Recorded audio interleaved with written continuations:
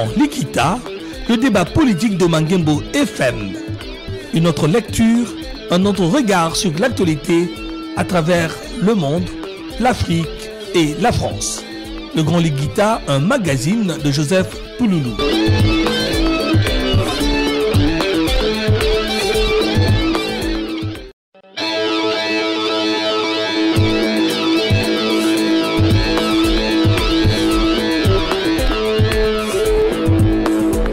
Le Grand Likita, le débat politique de Mangembo FM. Une autre lecture, un autre regard sur l'actualité. Mesdames et messieurs, bonjour et surtout merci de votre patience. Nous avons annoncé ce débat sur Mangembo FM avec l'honorable Roger Lumbala qui est de passage sur la place de Paris. Monsieur le député, bonjour. Bonjour. Merci d'être avec nous tout à l'heure en réaction à ce que vous allez nous dire. J'ai invité deux observateurs de la vie politique au Congo-Kinshasa. Monsieur Papi Tamba qui est analyste proche de la majorité et Tony Bolamba qui est membre de la diaspora. Il représente une association, le Mouvement pour le Congo.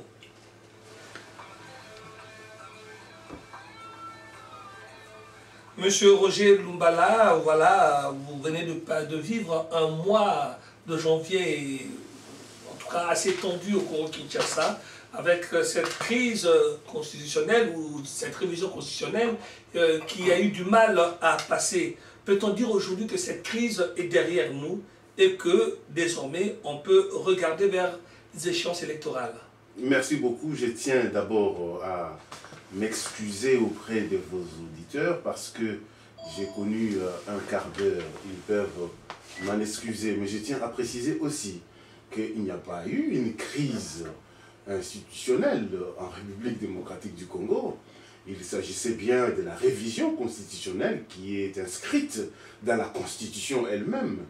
Mais il s'est fait que la majorité qui a révisé la Constitution... Qui a proposé une révision. Oui, qui a proposé et qui a révisé. Et ensuite, nous de l'opposition, qui ne voyaient pas l'opportunité de la révision de cette Constitution. Cela ne veut pas dire qu'il y a eu une crise. Justement, 6 ans après avoir mis en place cette Constitution, n'y avait-il pas des raisons de revoir certains points, notamment en ce qui nous concerne, nous de la diaspora, que vous venez voir aujourd'hui et consulter pour qu'au moins cette question de la double nationalité ait pu au moins figurer au nombre des sujets à remettre en question. C'est pourquoi nous ne cessons de vous dire que Joseph Kabila Kabange et sa majorité n'aiment pas les amis de la diaspora.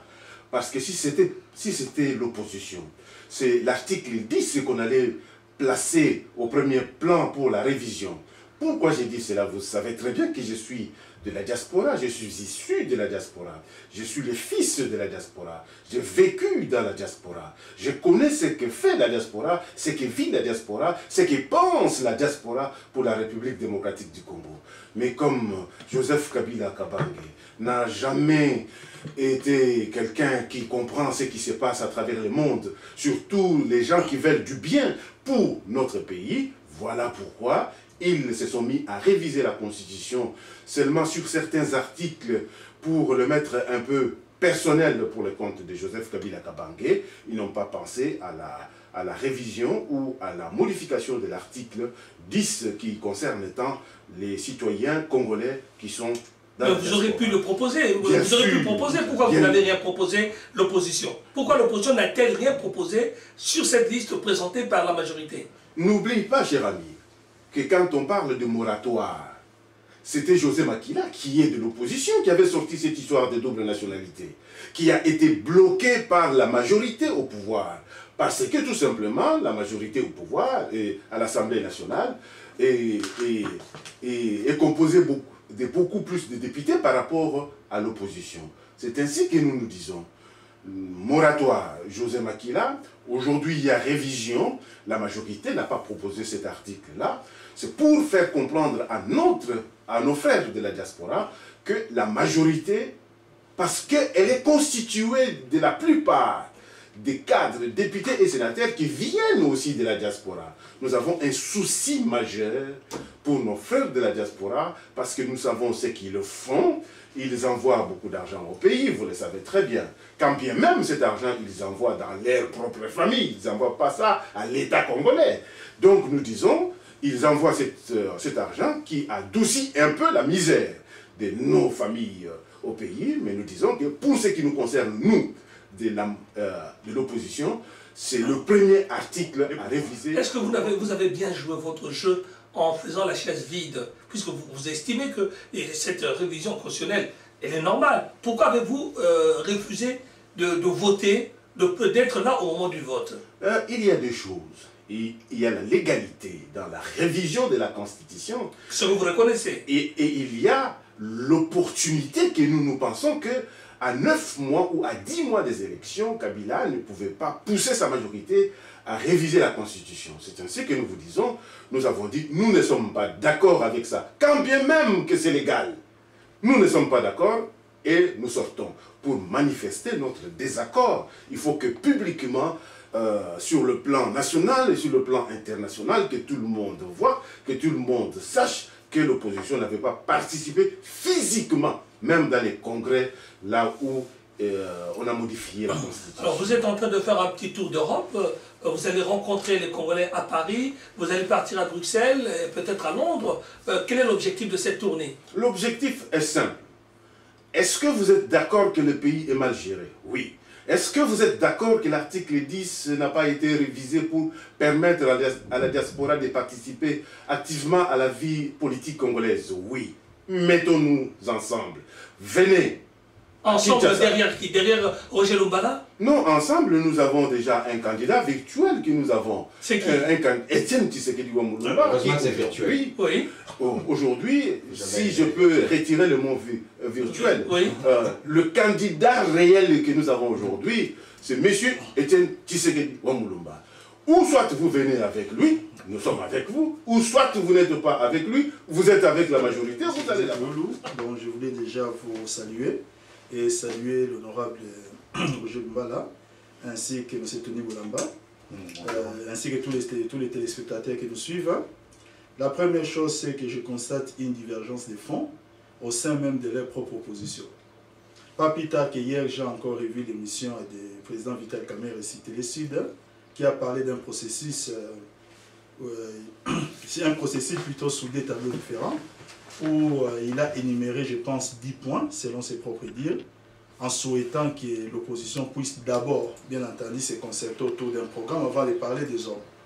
Je ne sais pas si ce processus a déjà été balayé, pour que Roger Lumbala ici nous parle déjà de son candidat naturel, qui est l'inamovible président Etienne Tshisekedi. Donc ça, c'est déjà quelque chose qui m'inquiète pour une opposition qui n'est pas en ordre de bataille. La deuxième chose en ce qui concerne la révision de l'article 10, nous devons savoir une chose, et nous l'avons toujours souhaité. Nous disons que le problème de double nationalité, je pense que c'est un problème pervers que nous pouvons constater dans le fonctionnement même réel des institutions politiques dans notre pays. Mais il y a un problème. Ce problème de double nationalité ne remonte pas aujourd'hui. Je pense que de mémoire, nous avons déjà connu des révisions des lois sur la nationalité entre 1964, si j'ai bonne mémoire, ainsi que 82, où il y a toujours un épineux problème qui se pose, c'est le problème de l'Est de notre pays. Et ça a été aussi évoqué par la commission Vangu Mambweni lors de la conférence nationale souveraine. Le problème aujourd'hui maintenant est posé. Maintenant, le contexte de notre pays pendant de très longues années était qu'au niveau de la diaspora, ceux-là même qui sont concernés par cette loi-là, il y avait une tendance où un certain nombre de personnes qui accusent les chefs de l'État d'être en accord ou d'acquaintance avec le Rwanda. Il faut tenir compte de ces contextes-là sociologiques dans la révision à apporter. Maintenant, pour essayer de voir dans quelle mesure, parce qu'il ne faut pas seulement venir imposer les décisions, mais il faut faire accepter les décisions. Est-ce que le peuple congolais, aujourd'hui, est prêt pour que nous puissions initier une révision constitutionnelle dans le sens d'abroger un peu les doubles nationalités par les chefs de l'État par rapport à un certain discours et une certaine tendance. Ça, c'est un problème qui se pose. Alors, qui maintenant peut conseiller la sagesse politique? Je pense que dans la vie, et ça les Congolais doivent le savoir, nous ne devons toujours pas penser que les meilleures décisions, on l'obtient lorsqu'on veut agir de façon brute. On peut mettre en place un processus. Et je pense qu'on n'a jamais connu un pouvoir dans notre pays, depuis notre indépendance, qui a déjà fait un grand clin d'œil à la diaspora, comme le régime actuel, qui à un certain moment est arrivé, même s'il n'y avait pas de raisons budgétaires pour essayer d'éliminer, de consacrer tout un ministère pour la diaspora. Ça, je pense que les Congolais doivent le savoir. Ça veut dire que nous sommes dans ce processus. C'est un problème qui est dans le menu du chef de l'État, mais sauf qu'il doit à côté essayer de regarder un certain nombre de préalables. Et ces préalables-là, c'est nécessaire que nous puissions les balayer un par un pour arriver, les moments venus bien entendu, à se saisir directement de ces problèmes qui nous préoccupent tous. Maintenant, le dernier point, c'est en ce qui touche la révision constitutionnelle. Je pense que l'honorable l'a reconnu ici, que le débat n'est plus posé. La révision de la Constitution dans notre pays, aujourd'hui, c'est une réalité. On ne va plus maintenant continuer à gloser sur les textes pour voir sur les contenus, sur la procédure. Nous savons maintenant que nous aurons une élection à un tour et que nous devons nous préparer par rapport à ça.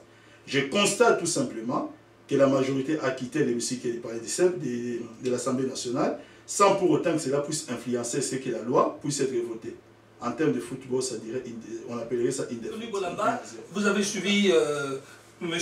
Roger Lumbala sur un certain nombre de points, notamment quand il a évoqué la personnalité d'Étienne Tshisekedi, derrière lequel il voudrait que tout le monde se rassemble. Vous avez exprimé une certaine désapprobation. Oui, merci monsieur pour la question. Moi j'ai exprimé cette désapprobation. Pourquoi? Pour deux raisons. Parce qu'il y a un, monsieur Tshisekedi qui a combattu, on doit accepter qu'il a beaucoup combattu pour la démocratie dans notre pays, mais c'est un monsieur qui ne va jamais jusqu'au bout de ses pensées ou de sa vision des choses. Je me souviens encore d'une interview qu'il a accordée à Jeune Afrique où il dit cette fois-ci il ira jusqu'au bout. Bon, à 78 ans, quand on sent maintenant qu'on va jusqu'au bout, c'est qu'on a combattu pour rien. Et qui ne nous dit pas qu'il va nous laisser encore tomber comme il l'a fait en 2006, comme je ne cesse de le répéter. Il a été signataire des accords de Sun City qui stipulaient qu'il devait avoir enrôlement des partisans et qu'on devait aller aux élections. Arrivé aux élections, il n'a pas voulu que ses partisans de l'UDPS s'enrôlent, il n'a pas voulu aller aux élections. Et les deux, quand il évoque les problèmes de la diaspora, moi j'estime que moi je suis au milieu. Pourquoi je suis au milieu? Parce que quand certaines personnes qui siègent au Parlement veulent défendre leurs propres intérêts, ils s'entendent entre les gouvernements et l'opposition. Le gouverneur Makila a déposé un problème sur la double nationalité et M. Kamere, qui a reçu l'Esprit Saint pour devenir opposant aujourd'hui, a donné un moratoire de 3 mois. Très étonné d'apprendre qu'il y a Vital Kamere qui a parlé de ceci et cela. Mais je dis ceci, ou soit nous voulons des changements en République démocratique du Congo, ou soit on continue à faire la politique d'autruche. Je tiens à préciser qu'aujourd'hui, en République démocratique du Congo, il y a deux camps. Il y a le camp avec Kabila et il y a le camp avec Tshisekedi. Non, moi j'estime qu'il y a deux camps ou trois camps. Il y a les camps avec Kabila. Vous aussi vous êtes du camp avec Tshisekedi. Moi je suis du camp du peuple. Donc il ne faut pas, personne n'a le monopole et la légitimité. Oui, mais c'est ça. Moi je suis du camp du peuple. Le camp du peuple. Vous ne pouvez même pas parler. Vous ne pouvez même pas parler au nom du peuple. Le peuple ne vous connaît pas, vous n'êtes pas un élu. Vous prétendez, le Congolais s'arrange, je dis bien que... Monsieur Tamba, vous me connaissez. Mais non, il fait partie de la population congolaise. Il peut être votre frère, il peut être ceci, cela. Oui, c'est un citoyen congolais. Mais aujourd'hui, en République démocratique du Congo, est-ce que vous êtes payé par le peuple? Non. Roger Lumbala qui mais c'est ça que j'ai dit d'ailleurs. Il y a des députés qui siègent illégalement, qui arnaquent la population. Allons à l'essentiel. La question que je vous pose aujourd'hui, vous estimez qu'il faut qu'il y ait alternance au Congo. Mais bien sûr. Et que vous vous préparez pour cette alternance. Dans quelles conditions? Nous nous préparons tous. Si réellement vous êtes de l'opposition, et que vous pensez que les choses doivent changer, si réellement vous êtes de l'opposition, parce que l'opposition est avec le peuple congolais. Mais pourquoi vous voulez nous imposer un candidat? Vous voulez nous imposer quelqu'un. C'est pourquoi la prochaine Moi, fois... je allez-y, monsieur. C'est une question, vous pouvez prendre ça et répondre en même temps. Oui, mais la prochaine fois, lorsque vous allez m'inviter, il faut me dire avec qui je suis sur le plateau. Oui, mais allez-y. On écoute monsieur Lumbala. C'est pourquoi je dis que la prochaine fois, si vous m'invitez, il faut me dire avec qui je suis sur le plateau. D'accord, monsieur Parce que nous ne parlons pas le même langage. Il se déclare de l'opposition, mais il ne sait même pas ce que c'est. Non, je ne me déclare pas de l'opposition. Vous déclarez du peuple? Non, je me déclare du peuple et je ne partage pas beaucoup de points de vue avec ceux qui nous gouvernent. Même ceux qui... Mais à ce moment-là, revenons sur la question. Je vous ai demandé... Nous n'allons pas... Je reviens sur la question.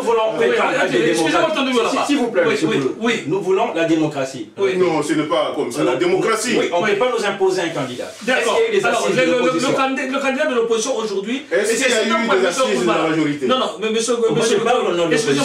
La majorité, ça me concerne pas. Excusez-moi, tenez-moi là. Je partage pas. La question qui divise aujourd'hui, c'est justement... Non, la question ne divise pas, ça divise qui? Pour vous...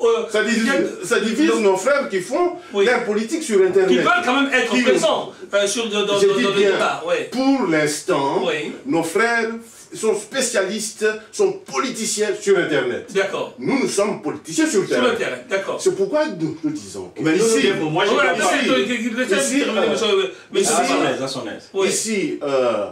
je suis venu pour parler à la diaspora. Bien sûr. C'est-à-dire parler à eux et non pas débattre avec eux. D'accord. C'est ça la seule confusion que vous avez. Allez-y. Je suis venu samedi, le 4 février, je serai dans la salle au niveau du 20e arrondissement, là où je veux aller faire une conférence débat avec nos compatriotes. D'accord. C'est là que nous allons réellement parler. Il ne fallait pas que vous me mettiez sur le plateau avec on vous donne avant de passer à la papita, vous n'avez pas répondu à ma question. Je reviens sur la question que l'on pose.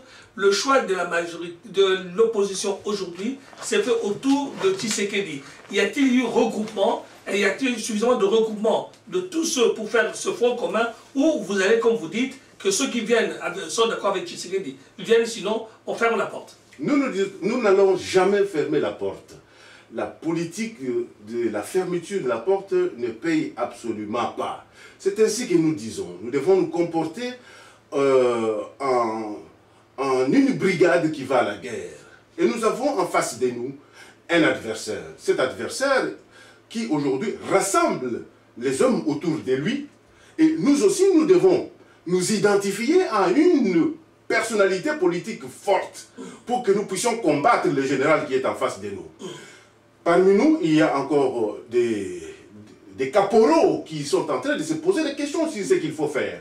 Nous nous disons que non, quand on va dans une guerre comme celle-là, avec Joseph Kabila Kabange qui a les moyens de l'État, les médias, les trésors publics, l'administration, qui a la territoriale, avec lui, nous disons, nous devons être une force dans la nature, capable de pouvoir les faire bouger.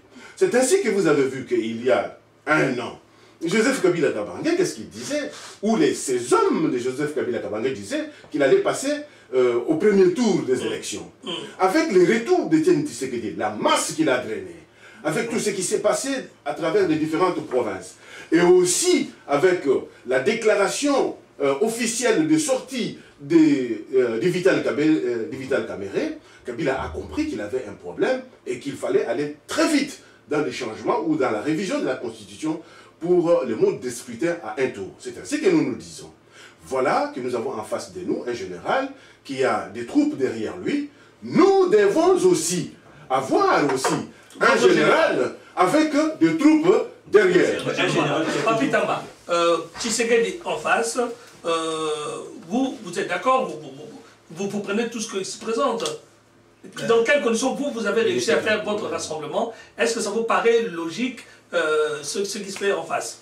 La première chose, vous avez déjà constaté la discipline sur les plateaux. Moi, je veux juste dire une chose à l'honorable Roger Lumbala. Bon, c'est pas la peine de mépriser le peuple qui vous a voté, même si on n'a pas voté au niveau du pays. Mais je pense que nous le voyons ici même en France, dans plusieurs émissions télé, où il y a des ministres et des députés qui essaient de débattre avec la population sans que cela puisse les gêner. Donc vous avez la force de vos idées, de vos convictions que nous pouvons tout à fait partager. Notre vision ne se limite pas seulement sur Internet, parce que nous sommes aussi présents, au pays. Et vous pouvez vous renseigner auprès de votre chaîne, dans votre chaîne RLTV, dans l'émission d'Anissé, où j'ai essayé d'être là plusieurs fois, essayer de débattre aussi avec, ma foi, quelques députés aussi, qui ont accepté de débattre avec moi au pays aussi. Donc moi, je pense que ces genres de mépris ne vous honorent pas. Ça, c'est même quelque chose que je voulais dire. Maintenant, moi, il y a une chose que je vais quand même signaler ici, c'est que j'ai toujours remarqué une sorte de désordre au sein de l'opposition. Et c'est ça qui nous inquiète. Lorsque dans l'ANP, on trouve que quelque chose ne va pas, ils ont ce que les gens appellent l'air Kingakati, où ils essaient de se réfugier et quand ils sortent, ils ont une voix commune. Le président Vital Kamerhe est à la télévision. Je dis bien, ce n'est pas quelque chose qui a été dit en privé. Il dit sur 3 Télé Sud, où il dit que voilà les schémas que nous allons mettre en place. Nous devons commencer par nous mettre d'accord autour d'un programme et après cela, nous mettre d'accord sur l'homme qui va incarner quoi? Ces programmes. Pour porter une seule personne en face de Kabila. Aujourd'hui, une bouche autorisée de l'opposition, telle que l'honorable Roger Lumbala qui est ici, ignore cette phrase de Vital Kamerhe. C'est une divergence de fond. Maintenant, c'est là, personnellement, ne regardez pas l'humble Papi Tamba. Mais je suis tout simplement frustré de constater qu'en face de nous, nous avons des gens qui ne savent pas déjà se mettre d'accord entre eux. Et ça, c'est quelque chose qui choque et qui gêne un peu notre démocratie. Nous aimerions avoir en face des gens avec qui nous allons essayer de débattre au-delà tout simplement d'être retenus par la Chambre des hommes. Parce que, ma foi, le président Etienne Tshisekedi, il est arrivé, comme l'honorable Roger Lumbala l'a dit. Il a drainé la foule, comme peut le faire Edingwe, comme peut le faire toute autre personne qui ne soit pas homme politique, au niveau du pays. JB Wera, comme on l'a vu avec Marie-Paul, dont on ne parle plus, mais qu'il a aussi fait même qu'il questait Emuner. Donc ça, ce n'est pas quelque chose qui peut nous impressionner. La chose qui peut nous impressionner maintenant, c'est une fois au pays, depuis qu'il est là, je pense le 9 ou le 10 décembre, jusqu'à ce jour, quel est l'impact de la présence du président Etienne Tshisekedi au pays? Je reviens du pays il y a une semaine. Je pense avoir posé la question au président Badibang avec qui nous avons débattu même sur Mirador. En disant, bon, il est là, il est arrivé. Et après, premièrement, il peine à rassembler déjà l'IDPS. Je crois que vous avez appris les problèmes du statut refusé qui étaient posés depuis 2008, qui devait constituer la priorité de tout leader politique. Parce qu'en 2008, lorsque le camp Belgique a déposé ces statuts-là, personne n'est parié encore sur la candidature du président Etienne Tshisekedi. Il arrive, il commence par des spectacles pour maintenant s'en rendre compte un peu tardivement. Bon, ma foi, cela a été résolu. Mais il va se permettre de menacer les services de l'État. Parce que vous savez, on est dans la politique, tout est dynamique. Posons-nous la question. Les notaires est sous les ordres de l'administration qui est géré par le pouvoir qui est à Kinshasa. Si maintenant le problème tel qu'il a été posé, où les gens commençaient déjà, je dis bien que les gens commençaient déjà à acquiser les pouvoirs de mettre en place une manœuvre qui n'existe, qu'une manœuvre normalement qui ne devait même pas exister parce que les pouvoirs n'avaient pas intérêt en 2008 à demander au camp Belgique de déposer les statuts. En politique, devant des problèmes exceptionnels, des fois on recourt aux solutions exceptionnelles. Pour les jeunes de la démocratie, nous ne voulons pas qu'un candidat à la présidentielle puisse trouver des alibis ou des raisons pour dire que voilà, je n'ai pas été là pour la simple raison parce qu'on m'a bloqué. On veut que tout le monde soit là et tout le monde sera bâti par les chefs de l'État. Et nous aimerions tout simplement qu'ils puissent accepter leur défaite. Roger Lumbala. Je tiens quand même à préciser que notre ami Papi Tamba qui est du pouvoir, analyste proche du pouvoir. Analyste proche du pouvoir. Non, quand il dit qu'ils seront battus par les chefs de l'État. Oui, là, je suis d'accord avec vous. Il est vraiment dans le pouvoir. Donc, il faut assumer parce que ça, c'est de manière toujours indirecte. Je ne suis pas là-bas, mais voici mon analyse. D'accord. Aujourd'hui, quand il dit que je suis inquiet pour l'opposition, une compassion qui n'est pas organisée, mais ma foi, cher ami, Vital Kamerhe vient d'où? Où elle vient d'où? De la majorité ou bien de l'opposition? Y a-t-il réellement les hommes capables d'être rassemblés autour du chef de l'État, ou bien tous ils vont à la mangeoire, comme le dit bien votre ami. C'est trop facile ça. Oui. Ah, Allez-y, non, je tiens à vous proposer oui. parce que le chef de l'État lui-même a dit... Mais est-ce qu'il y a une non, possibilité attendez, de rassembler le chef de l'État lui-même, oui. autour de lui, il n'y a pas des hommes.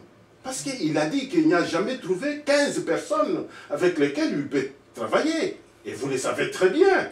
Jusqu'à aujourd'hui, il n'est pas encore passé pour nous dire qu'il a déjà trouvé.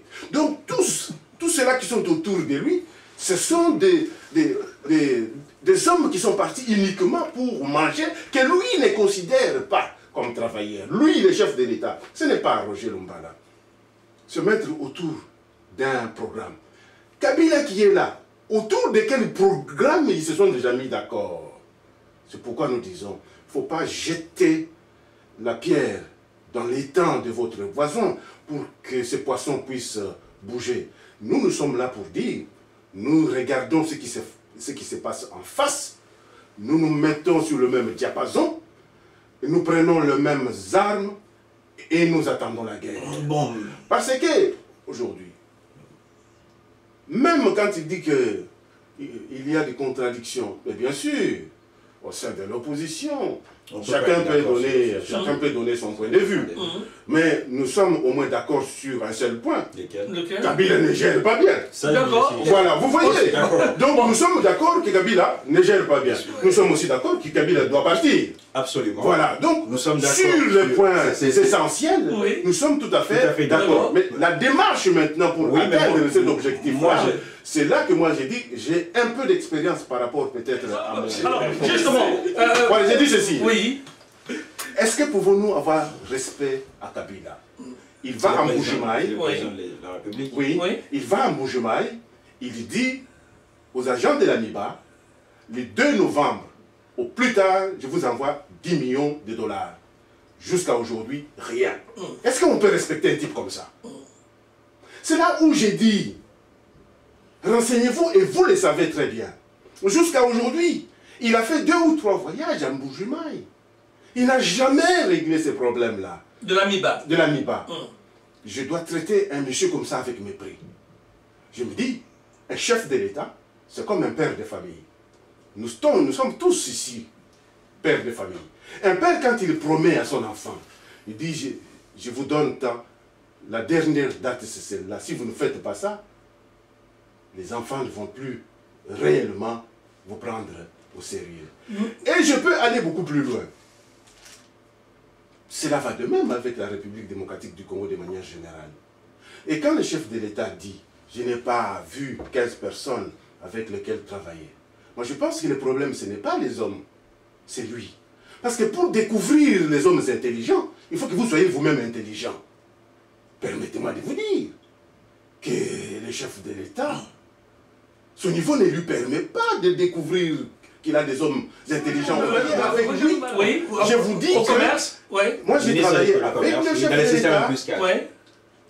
Je sais l'homme qui est en face de moi, oui. Mais ce n'est pas aux gens qui ne l'ont même pas encore vu, s'il vous plaît, qui veulent aller dans les systèmes peut-être pour aller L'essentiel, c'est ce manger. que je tentais de dire. Oui. Écoutez, nous savons dans ces pays quel a été l'état des lieux dans lesquels le chef de l'État l'a trouvé et quel est l'état des lieux aujourd'hui. Nous n'aurions pas assez de temps dans votre émission pour essayer d'évoquer le nombre de réalisations qui, ma foi, qui sont faites dans ces pays qui, avant les chefs de l'État, n'ont pas été faites. Nous le savons, nous sommes tous Congolais, nous allons régulièrement au pays.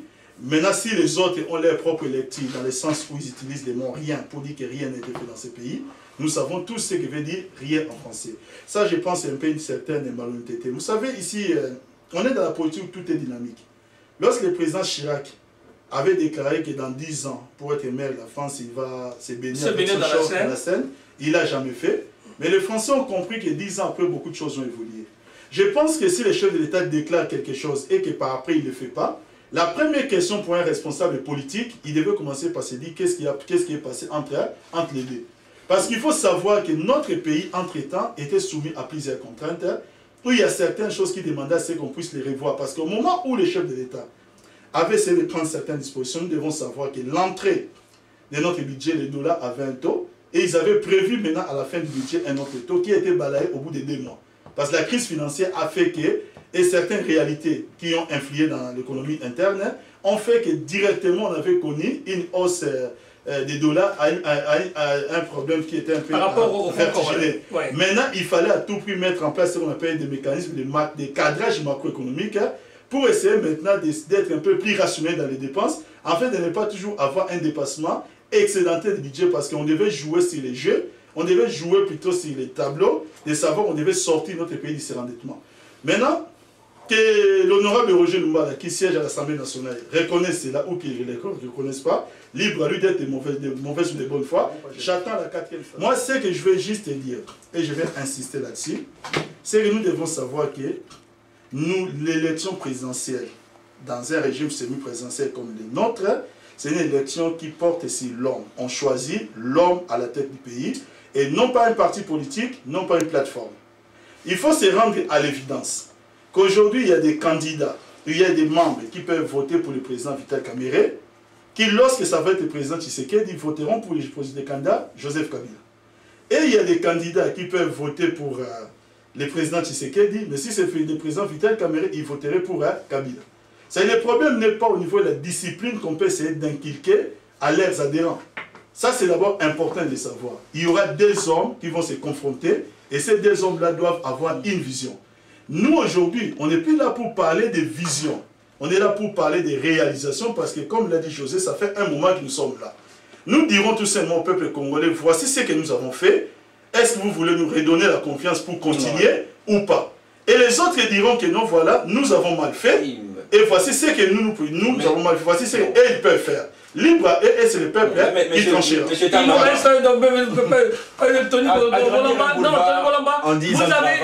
avez parlé, Roger Lumbala a parlé, je voudrais juste, parce que le temps nous est limité, juste un dernier mot à Declerc Tansoni. Alors, je pars de l'idée que l'honorable Lumbala a dit à son collègue de l'opposition qu'il faisait de l'opposition sur Internet. Ça veut dire qu'eux sont sur place, eux sont au travail. Il n'y a pas que le gouvernement qui est au travail. Mais nous avons des bureaux ici. Ouais. Il ne nous a pas visités. Ouais, allez-y. Je ne donne pas crédit, je les discrédite. Ouais. J'ai dit mais moi, ce que j'ai dit, comme nous faisons la politique sur Internet, on va surprendre. Monsieur Roger Lumbala déclare que Voilà. eux, vous, c'est sur Internet, eux, c'est sur le terrain. Ouais. Monsieur Lumbala, en tant qu'opposition, dites-moi quelles sont vos réalisations par rapport au fait que le pouvoir en place mène le pays en dehors des chemins que vous auriez souhaité.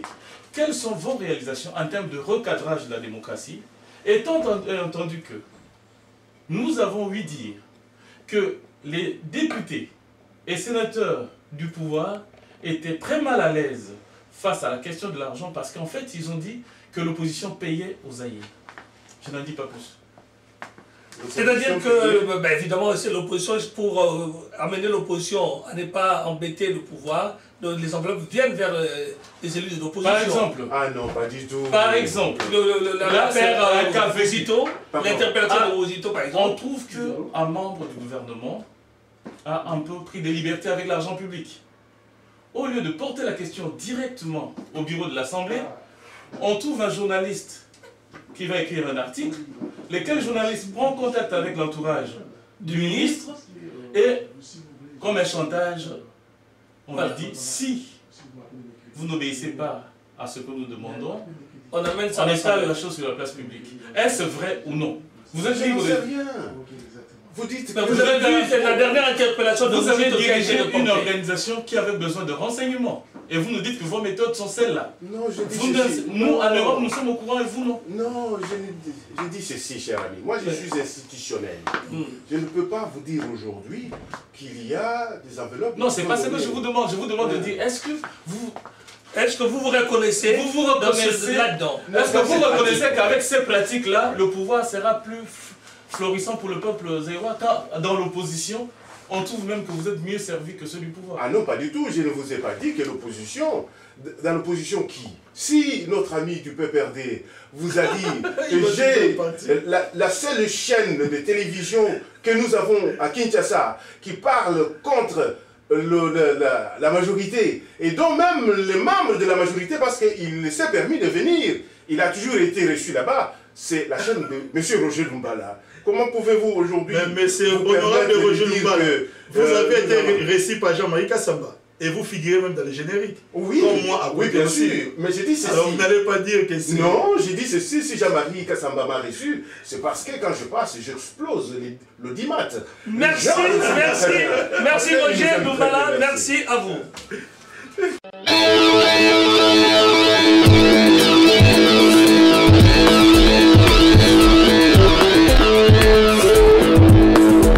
Le grand Likita, le débat politique de Mangembo FM. Une autre lecture, un autre regard sur l'actualité à travers le monde, l'Afrique et la France. Le grand Likita, un magazine de Joseph Pouloulou.